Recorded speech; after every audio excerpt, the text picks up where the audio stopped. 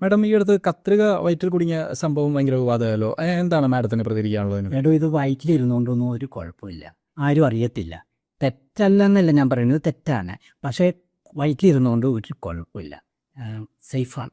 രോഗിക്കൊരു കുഴപ്പമില്ലേ? രോഗിക്ക് കുഴപ്പമില്ലെന്നല്ല, കത്രികയ്ക്ക് കുഴപ്പമില്ല. കത്രിക പുറത്താണ് ഇരിക്കണമെങ്കിൽ ഈർപ്പം തട്ടി ചിലപ്പോൾ അത് തുരുമ്പ് പിടിക്കും, അല്ലെങ്കിൽ ഉപയോഗിച്ച് തേയ്മാനം വന്ന് ഒടിഞ്ഞു പോവുകയൊക്കെ ചെയ്യാം. പക്ഷെ വയറ്റിലിരിക്കുന്നിടത്തോളം കാലം ഇത് സേഫാണ്.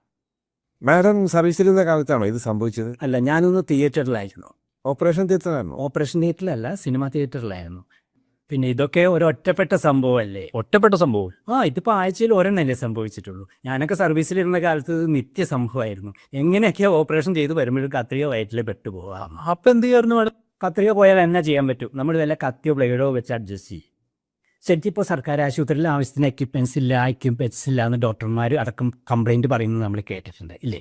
ഞാൻ പറയുകയാണെങ്കിൽ ഇതുവരെ സർക്കാർ ആശുപത്രി